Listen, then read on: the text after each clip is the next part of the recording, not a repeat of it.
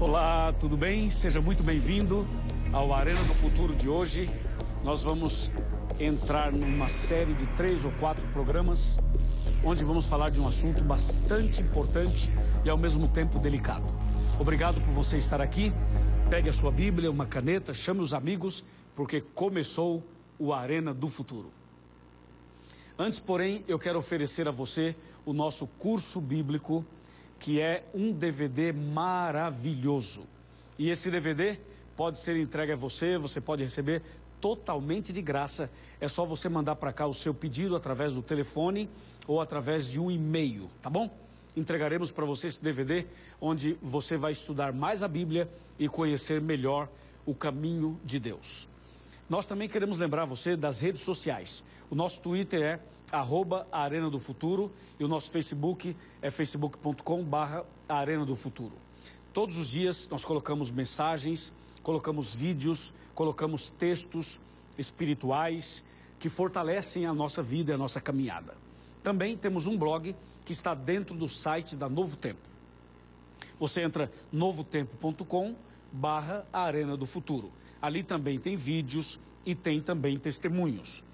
E eu quero agora mandar um grande abraço para os meus amigos ouvintes da Rádio Novo Tempo. Muito obrigado a vocês que nos ouvem, que acompanham o Arena através da rádio. E também a você que nos recebe nas caravanas. Nós viajamos pelo Brasil inteiro, vamos a Minas Gerais, vamos ao Espírito Santo, nós temos ido à Bahia, nós temos ido a todo o Brasil e até mesmo fora do Brasil, levando essa mensagem. Um grande abraço, muito obrigado por receber a nossa equipe, por participar e por ouvir a palavra de Deus e tomar decisões pela verdade. Tá bom? Agora prepare o coração, hein? Vamos começar agora um estudo muito importante que merece toda a nossa atenção. Nós queremos começar hoje a falar sobre as trevas atacam. As trevas estão atacando. Desde quando? Como isso começou? Nós queremos mostrar hoje, a partir de hoje, uma visão do que aconteceu no passado e do que ainda acontece no presente. Por isso, é um tema bastante longo e por essa razão nós queremos dedicar alguns programas para revelar essas profecias para você, tá bom? Então nós queremos chamar a sua atenção para um texto que aparece no livro de Atos, Atos dos Apóstolos, capítulo 20. E esse texto realmente é bastante importante.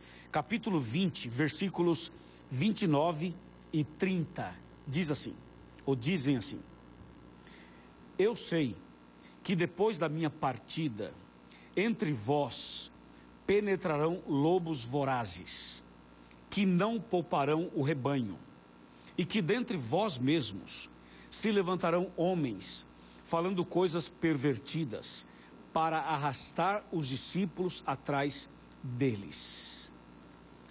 Você percebeu a narrativa desse texto? O conteúdo dele? O apóstolo Paulo está chamando a atenção de que surgiriam dentro do cristianismo pessoas maldosas. Ele chama de lobos vorazes. Pessoas que seriam instrumentos do mal, justamente para trazer trevas ao cristianismo.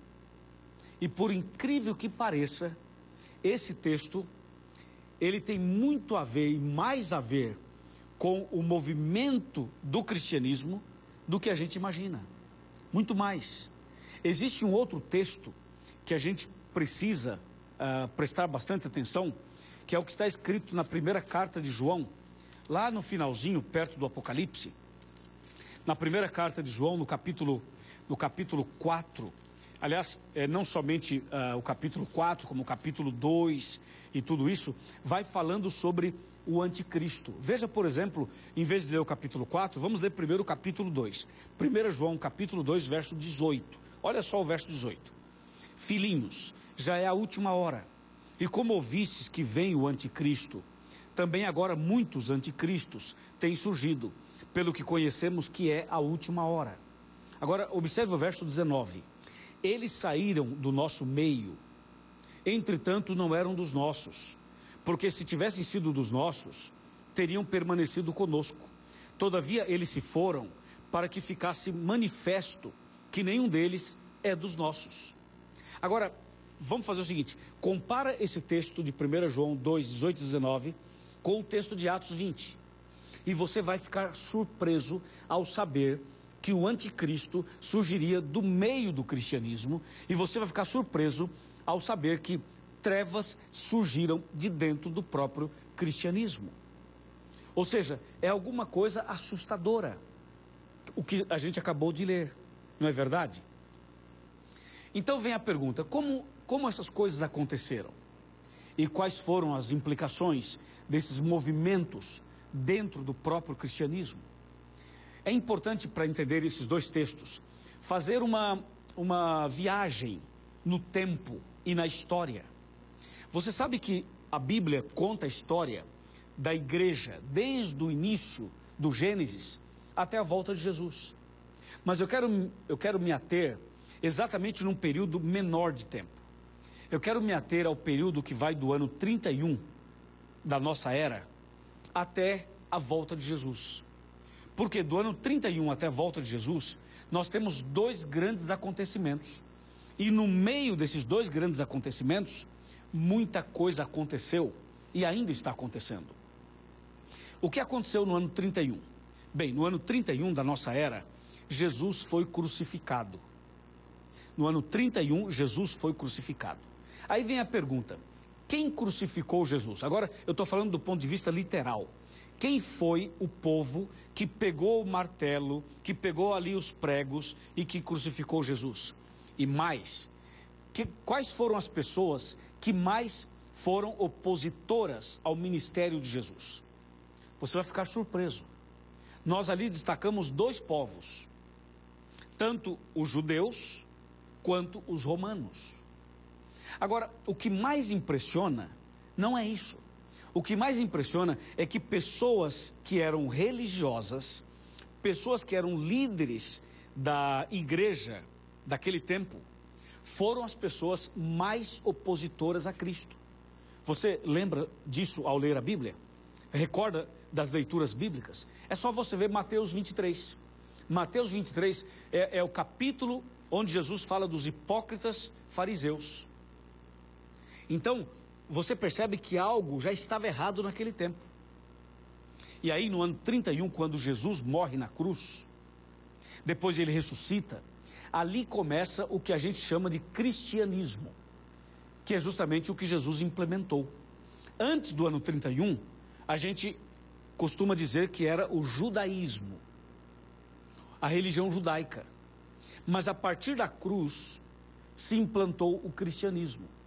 Agora veja, quando o cristianismo começou, ali do ano 31 até o ano 100 aproximadamente, a igreja cristã parecia ser uma igreja triunfante, parecia ser uma igreja cheia realmente do poder e da graça, como de fato aparece em Atos capítulo 1, Atos 2, Atos 3, Atos 4. Você vê uma igreja que ora, uma igreja que recebe o Espírito Santo, uma igreja que no dia de Pentecostes fez coisas incríveis. Você vê os apóstolos orando, as pessoas sendo curadas, você vê ressurreições, você vê coisas incríveis, como de fato aconteceu na igreja primitiva.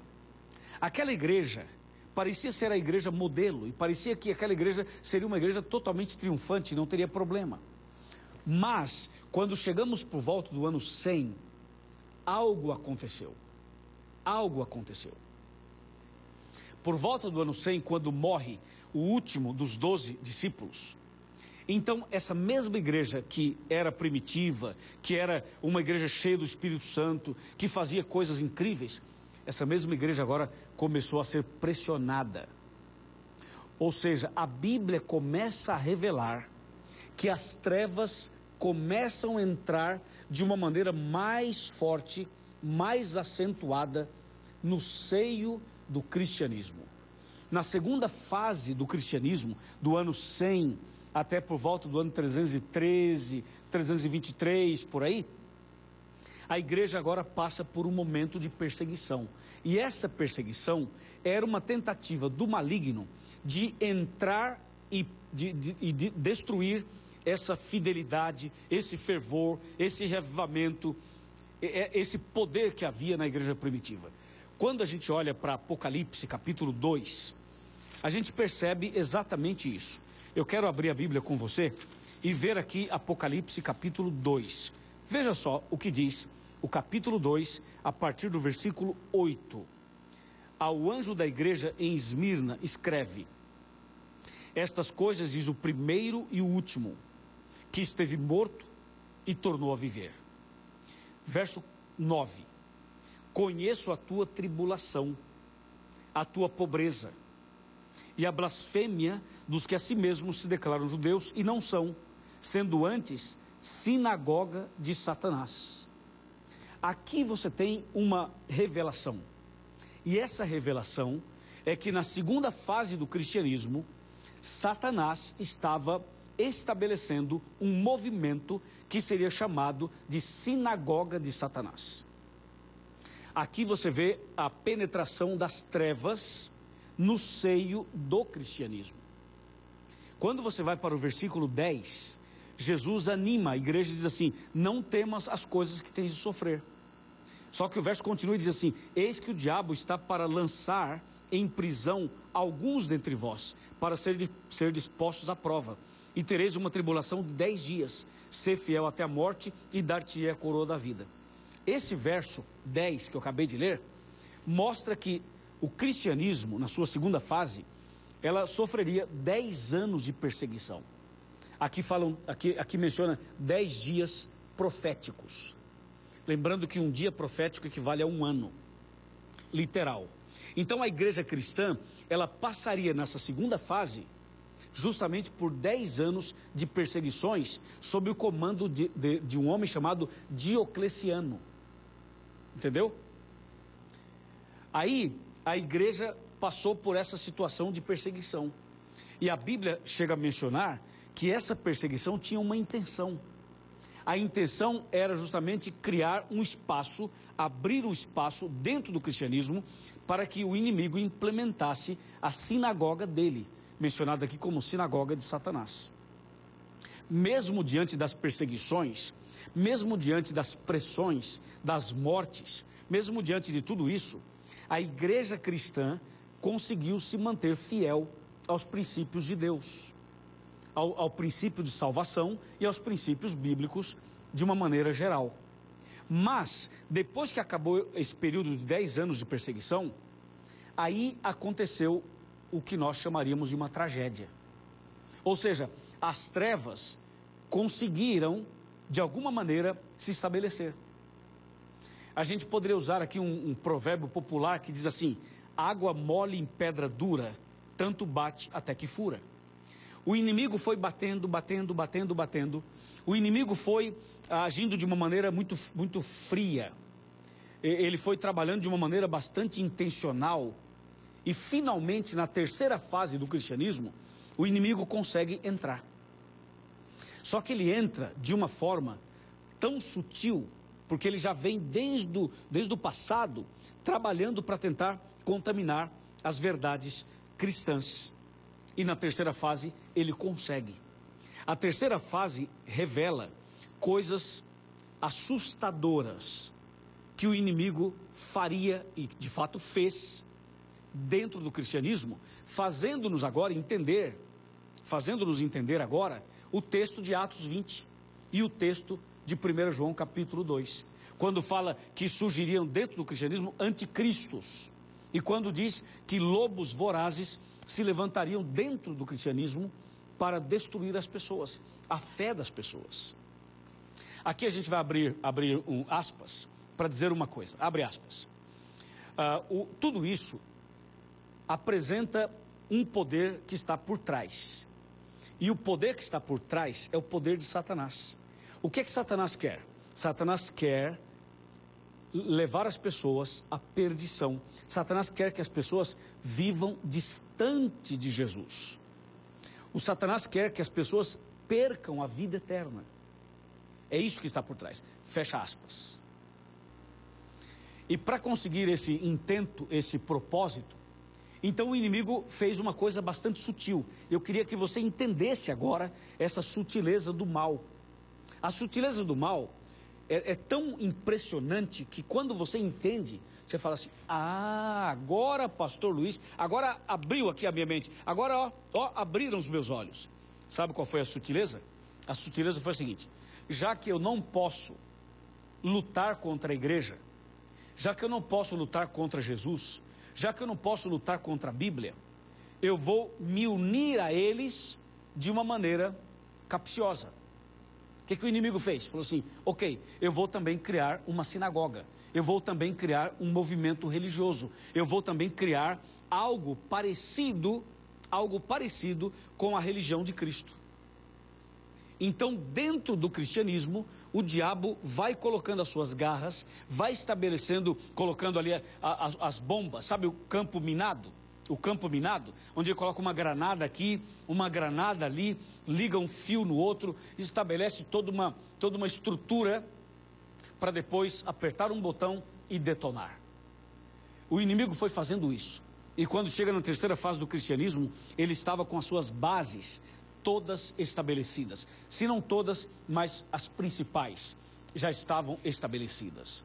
Então agora o inimigo começa a criar a sua sinagoga, o seu movimento religioso, para lá na frente atacar, detonar, destruir definitivamente a vida espiritual de tantas pessoas. De tantas pessoas. Eu quero abrir a Bíblia com você agora para lhe mostrar exatamente isso que eu acabei de falar.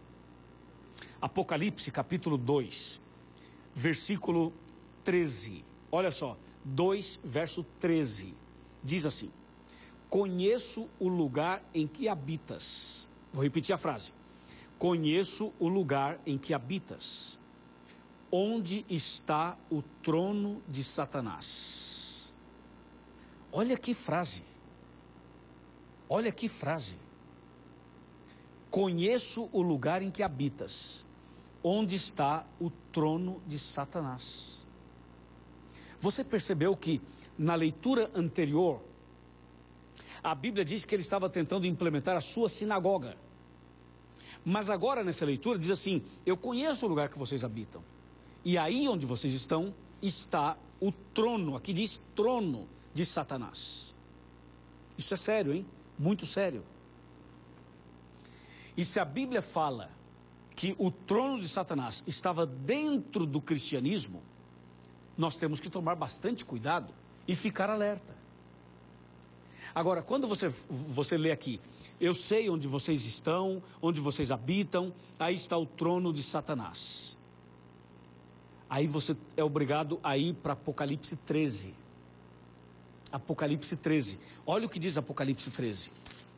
Isso aqui é impressionante. Capítulo 13, nós vamos ler o versículo, somente o versículo, vamos pegar aqui, versículo 4, capítulo 13, versículo 4, que diz assim: e adoraram o dragão, porque deu a sua autoridade à besta. Também adoraram a besta, dizendo: quem é semelhante à besta e quem pode pelejar contra ela? Agora eu chamo a sua atenção para o verso 2, 13, verso 2, diz assim: a besta que vi era semelhante a leopardo, com pés como de urso e boca como de leão. E deu-lhe o dragão o seu poder, o seu trono e grande autoridade. Você viu a frase aqui, o seu trono? Pois bem, olha só agora a conexão feita entre Apocalipse 13, verso 2 e verso 3, com Apocalipse 2, verso 13. É o contrário, você percebeu? Apocalipse 2, 13 e Apocalipse 13, 2. É o contrário, mas falam basicamente a mesma coisa. Aqui no capítulo 2, verso 13, fala: eu conheço o lugar em que habitas, vírgula, onde está o trono de Satanás. Ok? Aí o capítulo 13, verso 2, fala assim, que Satanás pegou o trono dele e deu para a besta. Bem, aqui exige um pouco mais de reflexão. Primeiro, o diabo estabeleceu o trono dele no seio, dentro do cristianismo. Mas eu pergunto, o diabo estaria sentado lá, com a cara limpa, dizendo: olá pessoal, eu sou o diabo e estou aqui para acabar com vocês. Você acha que o diabo faria isso? Claro que não. Então, o trono é dele. O trono é dele. Mas quem senta naquele trono não é literalmente, veja, literalmente não é o diabo. Espiritualmente sim, mas literalmente não. Literalmente, sabe quem é que senta lá? A besta. E a besta representa um poder humano dirigido por Satanás. Então, o diabo não é bobo. Ele começou a armar exatamente assim. Deu para você entender? Agora que o assunto está ficando mais claro, a gente precisa entender outra coisa. Nessa terceira fase do cristianismo, que vai do ano 313, mais ou menos, 303, 313 para frente, essa terceira fase do cristianismo é a fase, ou foi a fase, mais complicada da história do cristianismo. Mais complicada até mesmo do que o período da Idade Média. Porque a Idade Média, ela vem logo na sequência. Só que antes da Idade Média, vem essa terceira fase do cristianismo, que é a fase onde as coisas ruins das trevas de fato aconteceram. Onde as trevas começaram a atacar. Quer ver? Eu vou ler mais um verso em Apocalipse 2. Apocalipse capítulo 2, versículo 14, diz assim: Tenho, porém, contra ti algumas coisas, pois que tens aí os que sustentam a doutrina de Balaão, o qual ensinava a Balaque a armar ciladas diante dos filhos de Israel, para comerem coisas sacrificadas aos ídolos e a praticarem a prostituição. Esse é um detalhe. Agora veja o verso 13, a última parte. Capítulo 2, verso 13, a última parte. Diz assim. Eu vou ter que ler o verso 13 inteiro, porque senão algumas pessoas que ligaram a televisão agora não vão entender. Diz assim: Conheço o lugar em que habitas, onde está o trono de Satanás, e que conservas o meu nome e não negaste a minha fé. Ainda nos dias de Antipas, minha fiel testemunha, meu fiel, o qual foi morto entre vós, onde Satanás habita. Ficou claro até aqui? Bom, eu vou explicar melhor.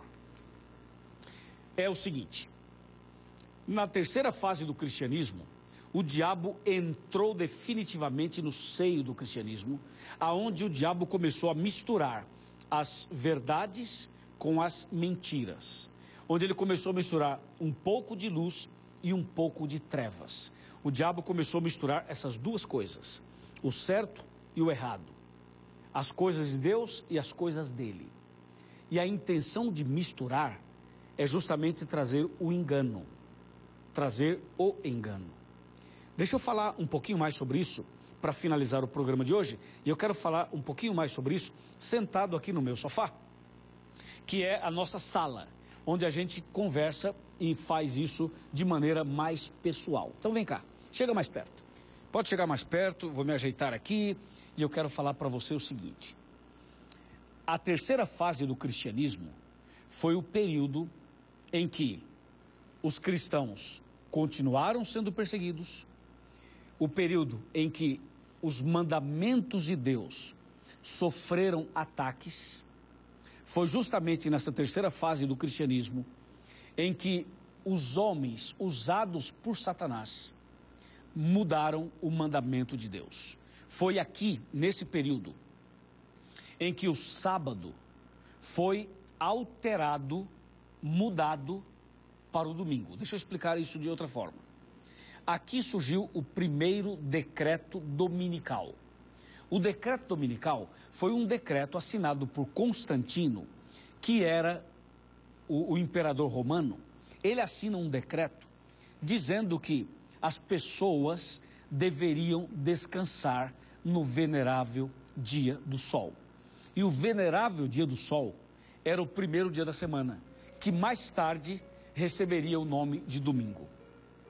Você percebe que o inimigo começa a mexer aqui nessas bases, e vai mexendo nos 10 mandamentos, e vai mexendo nos princípios de salvação, tudo isso aqui. No próximo programa, a gente vai continuar a partir daqui. Por isso, não perca o próximo programa. É uma sequência desse aqui.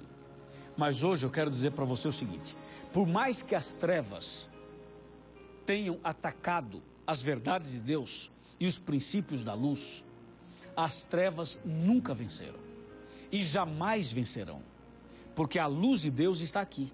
O Arena do Futuro está aqui para mostrar para você as verdades, para que a luz das verdades bíblicas ilumine a sua cabeça e o seu coração, para que você saiba todas as verdades e tome as decisões certas na hora certa. Hoje, você começou a entender algumas coisas que talvez nunca você iria entender, mas aqui você vai entender. E a partir do momento que ficar claro para você, a luz de Deus vai iluminar a sua cabeça e o seu coração. E essa luz de Deus vai expulsar as trevas da vida e vai dar a você o direcionamento certo e seguro para uma vida vitoriosa. Amém? Então, a gente vai se encontrar no próximo programa e agora eu quero fazer uma oração por você, para que você permaneça firme, estudando a Bíblia, conhecendo as verdades e não dando espaço para as trevas. E a melhor maneira de não dar espaço para as trevas é você permanecer no assim diz o Senhor, no que está escrito na Bíblia. Não siga os homens, não siga pastores, não siga sacerdotes, não siga líderes. Siga o que está escrito nesse livro e a verdade vos libertará. Amém. Vamos orar? Vamos orar. Querido Pai Celestial, obrigado porque hoje a nossa mente começou a se abrir para assuntos extremamente importantes. Nós estamos observando o ataque das trevas, mas também estamos seguros de que a luz da verdade triunfou e vai continuar triunfando nos dias de hoje, na vida dessa pessoa que ouve esse programa e assiste esse programa. Eu entrego em tuas mãos cada telespectador e cada ouvinte da Rádio Novo Tempo, em nome de Jesus. Amém.